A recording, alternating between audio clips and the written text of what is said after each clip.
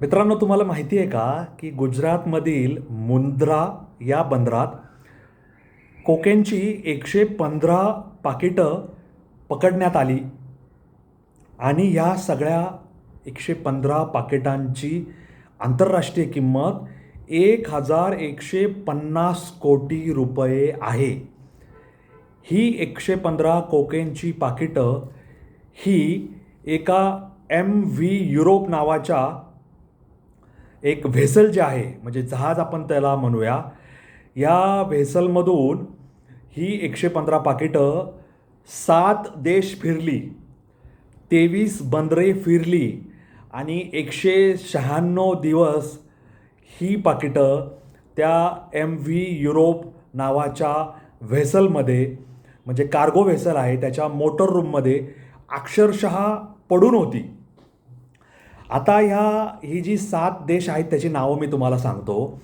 या MV Europe cargo व्हेसलने Brazil, Argentina, Uruguay, Panama, Bahamas, the Dominic Republic आणि United States of America या 7 ठिकाणी या 7 देशांना या MV युरोप मोटर व्हेसलने, कार्गो व्हेसलने स्पर्श केला, म्हणजे त्या ठिकाणी ती जाऊन आली. आता ह्या सगळ्या कोकेनच्या मागावर काही लोक होती आणि गुजरातचा जो अँटी टेररिस्ट स्क्वॅड ATS आहे, त्यांनी या सगळ्यांवर आधीपासूनच बारीक लक्ष ठेवलं होतं.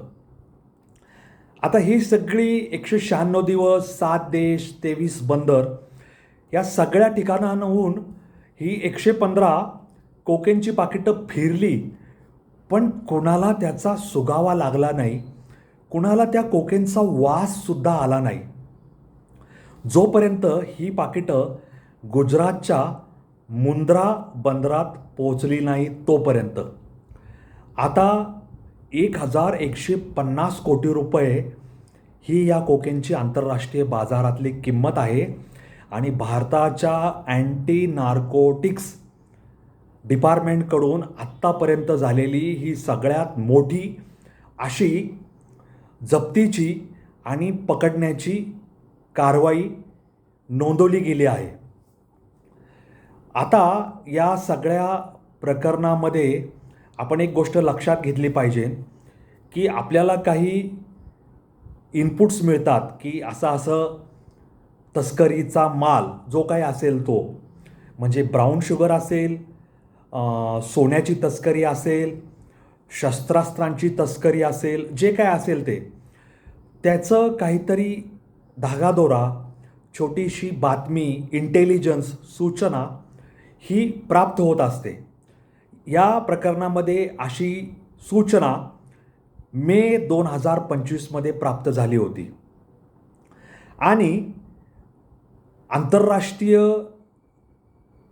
जो समुद्राचा मार्ग आहे, म्हणजे महासागरी मार्ग आहे, त्या मार्गातून ही 115 कोकेनची पाकिटं ही स्मगल होणार आहेत, फिरणार आहेत, अशा पद्धतीचं काही इनपुट प्राप्त झाले होते.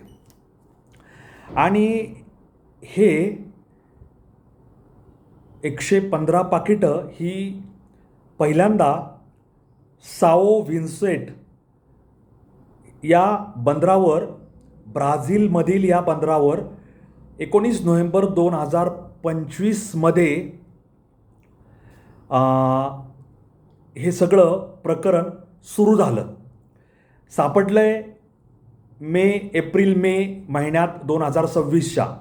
सुरू कधी झालं? नोव्हेंबर 11, 2025. म्हणजे मी सुरुवातीला जे सांगितलं 196 दिवस, 7 देश, 23 पोर्ट्स म्हणजे बंदर, या सगळ्यांवरून हे फिरत राहिलं. त्याची सुरुवात 11 नोव्हेंबर 2025 झालं होतं. आता आपल्या लोकांना एक असा कोडं पडलं की ब्राझीलमधून कोकेन सुरुवात झाली याच्या प्रवासाची आणि हे सगळं मोटर रूममध्ये ठेवलेलं आहे आणि हे एवढे महिने प्रवास करतं आहे आणि अनेक ठिकाणांच्या म्हणजे अनेक देशांच्या सरहद्दीवरून त्यांच्या बंदरावरून ते पुढे पुढे जाते, कोणाच्या लक्षात येत नाही, कोणी पकडत नाही, कोणी त्याची तपास करत नाही, कोणी त्याची छाननी करत नाही, डॉग स्क्वॉड आणलं जात नाही, आंतरराष्ट्रीय ड्रगचा ड्रगवर लक्ष ठेवणारे विविध देशांचे जे पोलीस आहेत किंवा सुरक्षा रक्षक आहेत त्यांच्याही निदर्शनास येत नाही. आणि ह्या सगळ्या ड्रग्जने, या सगळ्या कोकेनने भारतीय महासागराच्या पाण्यावर कधी प्रवेश केला, कसा प्रवेश केला, असा प्रश्न आपल्या लोकांना पडला होता. आता ह्या सगळ्या प्रकरणामध्ये ब्राझील झालं, अर्जेंटिना झालं, युरोग्वे झालं, त्याच्यानंतर पनामा कॅनालचा परिसर झाला, त्याच्यानंतर ते बहामाला गेलं, त्याच्यानंतर ते डॉमिनिक रिपब्लिकला गेलं आणि अशा पद्धतीने ते युनायटेड स्टेट्सच्या पूर्वेकडील जो त्यांचा प्रदेश आहे सागरी महामार्ग, तिथून ते आपल्याकडे यायला निघालं. आणि ह्या व्हेसल जे आहे, ज्याचं मी नाव तुम्हाला सांगितलं MV युरोप कार्गो व्हेसल, हे अनेक बंदरांवर अनेक वेळा गेलं. आता का गेलं, तिथं जाऊन त्याने लंगर टाकला आणि ह्या सगळ्यामध्ये त्यांचा दिशाभूल करण्याचा हेतू होता की वारंवार त्या बंदरांना जायचं, तिथं अँकर का म्हणजे लंगर टाकायचा आणि 40 जे रेकॉर्डेड थांबे होते त्या व्हेसलचे, त्या जहाजाचे, त्याच्या व्यतिरिक्त सुद्धा ते अनेक बंदरांवर जाऊन तिथं मुक्काम ठोकत होतं काही दिवसांचा. आता त्याच्यानंतर ह्या MV युरोप ह्या व्हेसलने, कार्गो व्हेसलने हा साऊथ एशिया म्हणजे दक्षिण आशियाच्या महासागरांच्या हद्दीत प्रवेश केला आणि ते नवी मुंबईजवळील जवाहरलाल नेहरू पोर्ट ट्रस्ट येथे मे 19ला आलं. त्याच्यानंतर ते पाकिस्तानचा जो कासिम नावाचं बंदर आहे तिथं मे 22ला गेलं आणि गुजरातजवळील मुंद्रा बंदरात ते 26 एप्रिल रोजी पोहोचलं. आता त्या मुंद्रा बंदरात ते 2 दिवस त्यांनी आपला नांगर टाकला आणि ते वाट पाहत होते. आणि ते कशाची वाट पाहत होते की या जे आपलं MV युरोप कार्गो व्हेसल आहे त्याच्यातून ते इतर नावांमध्ये ते 115 पाकिटं उतरवून घेण्याची वाट पाहत होते. आणि या सगळ्या गोष्टींवर गुजरातचं जे तटरक्षक दल आहे, त्या तटरक्षक दलाचे लोक आणि अँटी टेररिझम स्क्वॉड जो आहे, अँटी टेररिस्ट स्क्वॉड, ते अत्यंत बारीक लक्ष ठेवून होते.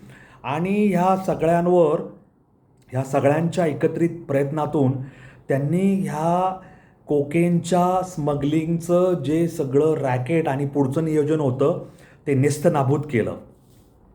आता ह्या सगळ्या प्रकरणात ATSचं काय म्हणणं आहे की हे कोकेन लहान लहान बोटीतून हे दुसरीकडं स्थलांतरित करण्याचा प्रयत्न चालू होता आणि ते महासागरातून किनाऱ्यावर आणायचं आणि किनाऱ्यातून भारतातल्या इतर प्रदेशांमध्ये किंवा भारतात आणून ते विमानांमार्गे इतर देशांमध्ये न्यायचा त्यांचा पूर्ण डाव होता.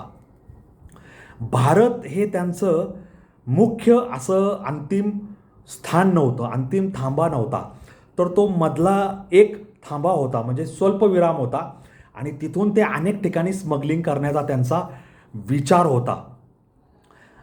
भारताला वितरणाचं एक केंद्र बनवायचं, कोकेन वितरणाचं एक केंद्र बनवायचं, असा त्यांचा या सगळ्यामध्ये एक मोडस ऑपरेंडी म्हणजे त्यांचं नियोजन करण्याची कार्यपद्धती आपल्या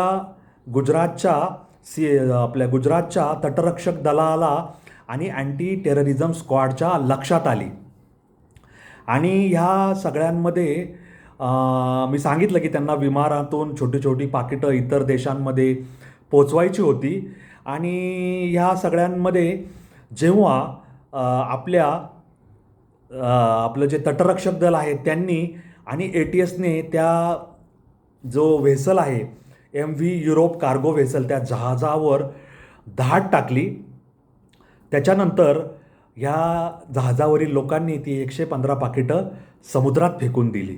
आणि म्हणजे हे जे धाड घातली ती मध्यरात्री घातली आणि जेणेकरून सगळे झोपेत असतील.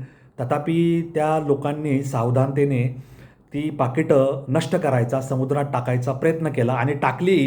म्हणजे त्या MV युरोप कार्गो वेसलवरील जो क्रू मेंबर्स होते त्यांनी हे सगळं कांड केलं. परंतु तटरक्षक दलाने ती सगळी पाकिटं ताब्यात घेतली आणि त्या 5 पाकिटांमध्ये एकूण 115 छोटी पाकिटं सापडली आणि त्या कार्गो जो वेसल आहे MV युरोप कार्गो वेसल त्याच्यावरचे जे क्रू मेंबर्स आहे त्यांना ताब्यात घेण्यात आलं. त्यांच्यावर आता जी काही कायदेशीर कारवाई करायची ती होईल.